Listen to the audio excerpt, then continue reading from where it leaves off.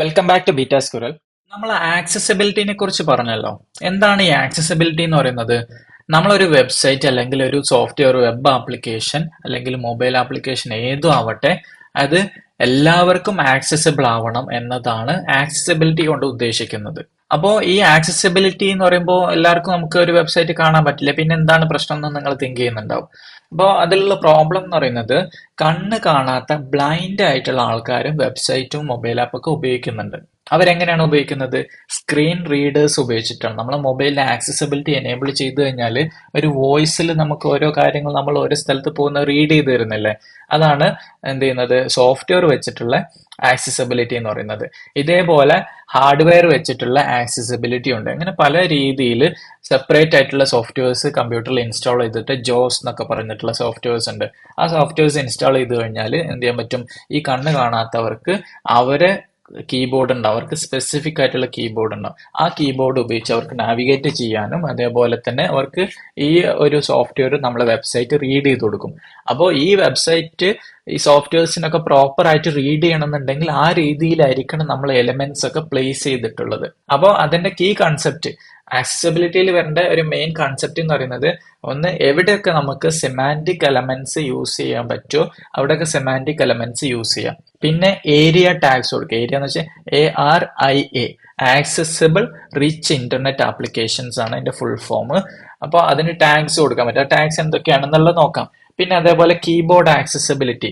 നമ്മൾക്കിപ്പോൾ ഒരു ഫോം ഉണ്ടെന്ന് വിചാരിക്കാം. ആ ഫോമിൽ ഈ കണ്ണ് കാണാത്തവർ എങ്ങനെയാണ് നാവിഗേറ്റ് ചെയ്യുക? ഒരു ഫോമിൽ വന്ന് ടൈപ്പ് ചെയ്തിട്ട് ടാബ് കീ പ്രസ് ചെയ്യും അല്ലെങ്കിൽ എന്റർ കീ പ്രസ് ചെയ്യും. അപ്പൊ എന്ത് ചെയ്യും, അടുത്ത ഫീൽഡിലേക്ക് പോകും. അപ്പൊ അടുത്ത ഫീൽഡിന് കൊടുത്ത ലേബൽ എന്ത് ചെയ്യും, ഈ സോഫ്റ്റ്വെയർ വായിച്ചു കൊടുക്കും. ഓക്കെ, ഇത് പാസ്വേഡ് ഫീൽഡിൽ നിന്ന് വായിച്ചു കൊടുക്കും. പാസ്വേഡ് എൻ്റർ ചെയ്തിട്ട് ഒരു ടാബ് അടിക്കും. അപ്പൊ അടുത്ത സബ്മിറ്റ് ബട്ടണിലേക്ക് പോകും. അപ്പൊ സോഫ്റ്റ്വെയർ റീഡ് ചെയ്യും, സബ്മിറ്റ് ബട്ടൺ എന്ന് പറഞ്ഞ് അത് റീഡ് ചെയ്യും. അപ്പോൾ അതിനാണ് കീബോർഡ് ആക്സസിബിലിറ്റി നമ്മൾ കൊടുക്കുന്നത്. അപ്പോൾ നമ്മൾ ആ ഒരു ഫ്ലോ ഉണ്ടല്ലോ, ഫോമിലുള്ള ഫ്ലോ പ്രോപ്പർ ആയിരിക്കണം. ചിലപ്പോൾ നമ്മളെ മിസ്റ്റേക്ക് കാരണം ചിലപ്പോൾ എന്ത് ചെയ്യും, ഒരു ഫീൽഡിൽ നിന്ന് ടാബ് കീ പ്രസ് ചെയ്യും, വേറെ അങ്ങോട്ട് പുറത്തേക്ക് അതിന് ഫോക്കസ് പോകുന്നെങ്കിൽ കീബോർഡ് ആക്സസിബിൾ അല്ല.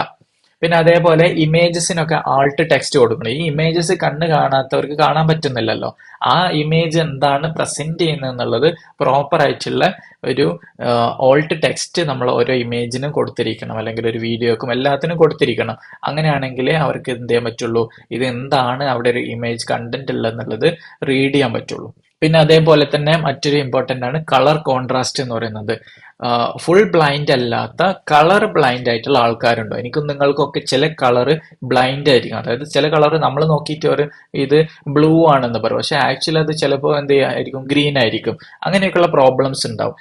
അങ്ങനെയുള്ള ആൾക്കാരൊക്കെ ടാർഗറ്റ് ചെയ്യാൻ വേണ്ടിയിട്ട് എന്ത് ചെയ്യണം, നമുക്ക് പ്രോപ്പർ ആയിട്ടുള്ള കോൺട്രാസ്റ്റ് ഉള്ള കളേഴ്സ് മാക്സിമം എന്ത് ചെയ്യാം, ഡിസൈൻസിലേക്ക് ഉപയോഗിക്കാം. അപ്പൊ ഇവിടെ കൊടുത്തത് ഒരു വെബ്സൈറ്റ് ആകുമ്പോൾ നമ്മൾ ഹെഡർ എന്ന് പറയുന്ന ടാഗ് കൊടുത്തു, പിന്നെ ഒരു മെയിൻ, അതിൻ്റെ ഉള്ളിൽ ആർട്ടിക്കിൾ, പിന്നെ ഫൂട്ടർ പ്രോപ്പർ ആയിട്ട് സ്ട്രക്ചേർഡ് ആണ്. കാരണം ഇത് ഹെഡർ കൊടുത്തിട്ടുണ്ട്, മെയിൻ, ഫൂട്ടർ, ആ ഒരു സ്ട്രക്ചറിൽ തന്നെ നമ്മൾ വന്നിട്ടുണ്ടല്ലോ. പിന്നെ ഇതേപോലെ ഇതിൻ്റെ ഇടയ്ക്ക് എവിടെയെങ്കിലും സെക്ഷൻ ഉണ്ടെങ്കിൽ അതും, പിന്നെ അസൈഡ് ഉണ്ടെങ്കിൽ അങ്ങനെ അത് കൊടുക്കാം. നാവ് ഉപയോഗിച്ചിട്ടുണ്ട്.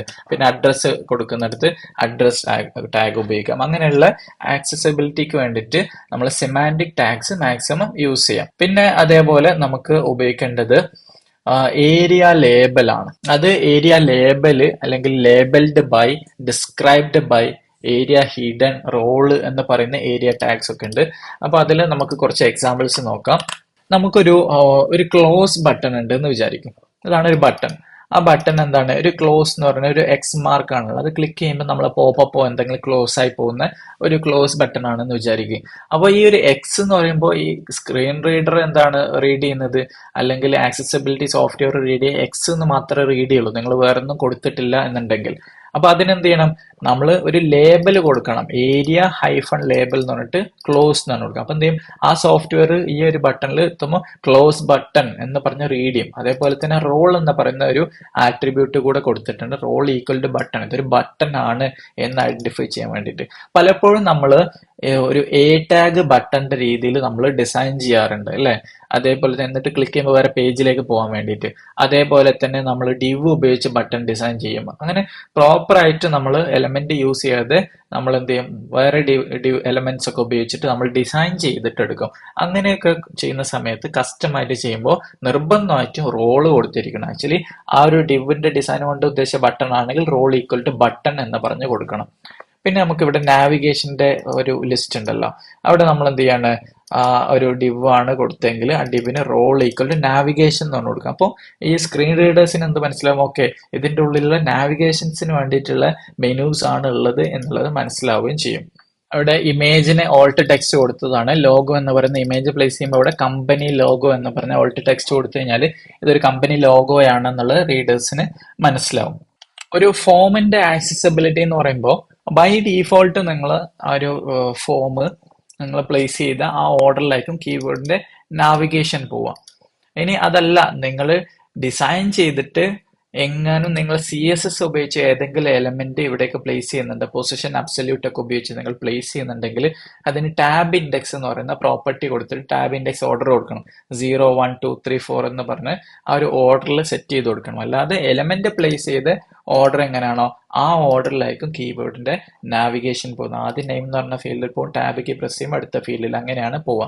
ഇവിടെ തന്നെ നിങ്ങൾ നോക്കിയാൽ ശ്രദ്ധിച്ചു കഴിഞ്ഞാൽ കാണാം, നിങ്ങൾ ഫോമിന്റെ ആ ഒരു ആക്സസിബിലിറ്റിക്ക് വേണ്ടിയിട്ട് കൊടുത്തത് ഒന്ന് ലേബൽ കൊടുത്തിട്ടുണ്ട്. ഈ നെയിം എന്ന് പറഞ്ഞ ഫീൽഡിന് ലേബൽ 4 ഈക്വൽ ടു നെയിം എന്ന് കൊടുത്തിട്ടുണ്ട്. നെയിം എന്ന് പറയുന്നത് ആ ഒരു ഫീൽഡിന്റെ ID ആയിരിക്കും. പിന്നെ അടുത്തത് ഇമെയിൽ, നമ്മൾ ലേബൽ 4 ഇമെയിൽ എന്ന് പറഞ്ഞു കൊടുത്തിട്ടുണ്ട്, അതിന്റെ ID ഇമെയിൽ ആണ്.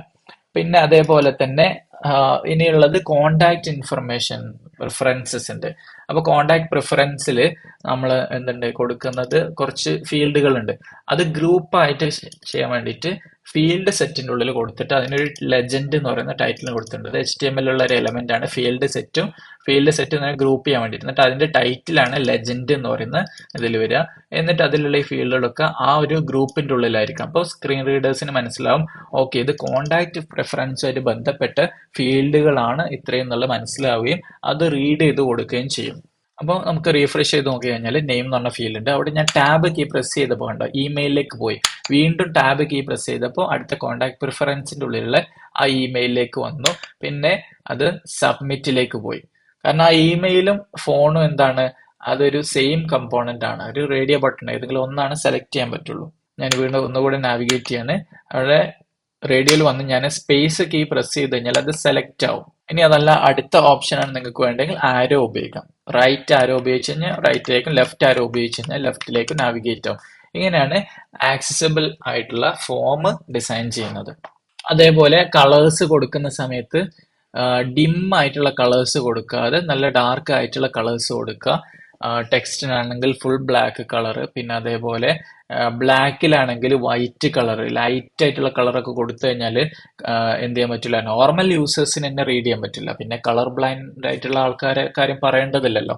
അപ്പോൾ ഇങ്ങനെ ആക്സസിബിലിറ്റി എന്ന് പറയുന്നത് വളരെ ഇമ്പോർട്ടന്റ് ആണ്. ഇമ്പോർട്ടന്റ് എന്ന് പറയുന്നത് നമുക്ക് അവരായിട്ടുള്ള ബിസിനസ് വേണ്ട എന്ന് പറഞ്ഞാൽ നമുക്ക് ഒഴിവാക്കാൻ പറ്റില്ല. പല രാജ്യങ്ങളിലും ഇങ്ങനെ നിങ്ങളൊരു വെബ്സൈറ്റ് ആക്സസിബിൾ അല്ല എന്ന് കണ്ടിട്ടുണ്ടെങ്കിൽ ഈ യൂസേഴ്സിന് കോർട്ടിൽ പോയിട്ട് കേസ് കൊടുത്തു കഴിഞ്ഞാൽ നിങ്ങൾക്ക് മില്യൺസ് നിങ്ങൾക്ക് എന്ത് ചെയ്യും, ഫൈൻ ആയിട്ട് അടക്കേണ്ടി വരും. വലിയ വലിയ കമ്പനികളൊക്കെ US-ലും UK-ലൊക്കെ ഒരുപാട് ഫൈൻ ഇങ്ങനെ അടക്കേണ്ടി വന്നിട്ടുണ്ട്. നമ്മൾ നേരത്തെ ബട്ടൺ എന്ന് പറയുന്ന ഒരു റോള് നോക്കിയല്ലോ, ഏരിയ ലേബൽ കൊടുത്ത പോലെ ബട്ടൺ എന്ന് പറയുന്ന ഒരു റോള് നമ്മൾ കണ്ടു.